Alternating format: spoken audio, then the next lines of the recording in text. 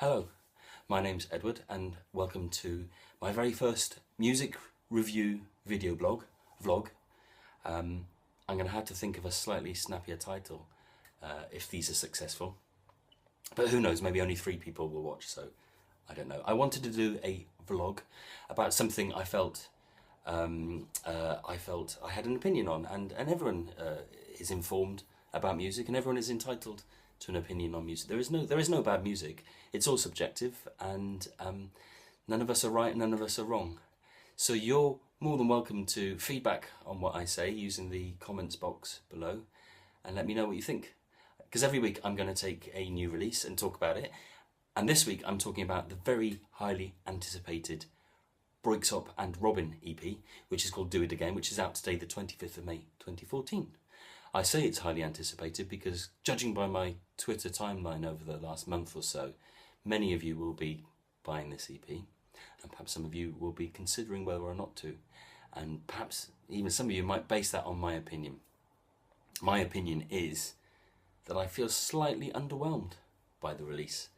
I'm disappointed about that. I don't know if you're familiar with Robyn or Royksopp. Royksopp are a pair of beautiful Scandinavian Viking-like men who create wonderfully ambient electronic dance, pop, chill out, rave music, everything really, and they've done a lot of very successful remixes as well. Robyn is a elfin-like creature from Scandinavia, from Sweden, who does that happy sad thing that the Swedes do so well, but she mixes it with sort of R&B meets Giorgio Moroder beats, if that makes any sense. She does it fantastically. She's a great artist, although she's currently sporting hair not dissimilar to David Bowie's look in the Labyrinth movie, which not even David Bowie could pull off, so I'm not sure about that look. But this isn't their first collaboration. They first got together in 2009, I think it was, for Royksopp's junior album, with a song called The Girl and the Robot. I don't know if you've heard that, and if you haven't, you need to check it out. It's a really fantastic piece of music. Beautiful production, just a great song. And that set the bar very, very high for any future collaboration between Royksopp and Robyn. And I feel this EP doesn't quite match it, and I'm going to talk you through each track so you can let me know what you think. So the first track is called Monument. You may be familiar with it because it was the soundtrack to a Swedish car advert featuring Robyn, which appeared online a few weeks back. It's a great piece. It's 10 minutes long, but it doesn't get boring. It sort of goes in various directions and is what you expect from a Robyn and Royksopp track. I really, really like this. As I said, it's a great way to open the EP, and it's a very successful collaboration. The next track is the title track, Do It Again. And it's quite well titled because if, like me, when you first heard it, you just wanted to hear it again and again and again, and probably played it on a loop for about 3 weeks. I know I did.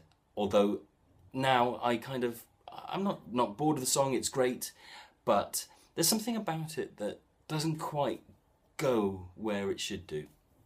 I'm sure many of you will disagree with me on that, but it feels like there's something missing from the song. In fact, there is something definitely missing. It doesn't have a snare beat, which is very, very rare in pop music. If you think about it, on the second beat, you normally get a sort of, sound. And excuse my drum machining. Do It Again doesn't have that. It just has the kick beat going all the way through, and it feels like it doesn't quite get to the point that it should do. But nonetheless, it's great. The third track is called Say It, and that was pre-released last week. I first heard it about 7 o'clock in the morning, and I really didn't like it when I first heard it at all. It sounded like noise. But I listened to it again this morning when the EP downloaded, and my opinion has changed a bit. It features an abbreviated bass line, not dissimilar to Donna Summer's I Feel Love. And there's a beat to it which is, I would describe as like a 90s slippery house beat, which is kind of good. It showcases Robyn's breathy, sexy spoken vocals, and she's interacting with a speak and spell machine, which is a toy from the 70s, 80s, which you may be familiar with, and it's great. Sonically, it feels nice. It's not something that's going to be played at your cousin Linda's wedding to get everybody up on the dance floor. You know, it's not going to be a classic, but you know, it's all right. Yeah, okay. A few more listens, I may grow to love it a bit more. The fourth track is called Every Little Thing, I think. It's good. It's not dissimilar from Monument. Again, it's an electronic ballad. The lyrics are a bit, I don't know, they're not the best, they're not the finest. They kind of remind me of Madonna lyrics, you know, a bit full of cliches and stuff. Lots of open hearts and waiting, anticipating, all that kind of stuff. It's good. It's good. It's an album track. If this was an album, it would be something you'd like, but certainly not single material. And then there's the final track, and this for me is where it all falls apart. It's called, I can't even remember what it's called, something about the Idle Hour Club or something like that. It's really quite boring. It's 10 minutes long, and it's an instrumental that never goes beyond where it starts and just seems to go around and round again.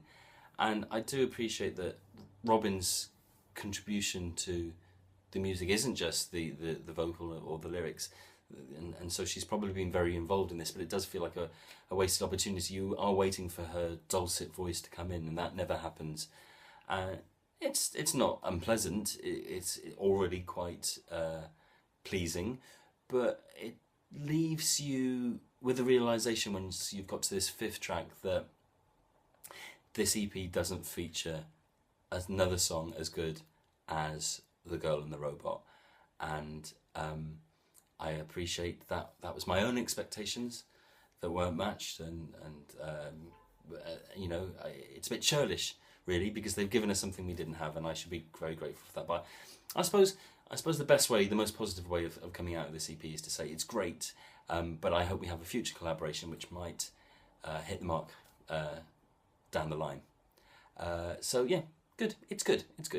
I don't know if you'll agree with me. I don't know if you care. But either way, I'd love to hear what you think. So use the comments box below. You can talk about what I've spoken about, or maybe suggest a release out next week that I can talk about. Anyway, thank you very much. Thanks for tuning in. I hope I haven't bored you, and I hope that you're going to watch this or future vlogs again. Bye bye for now.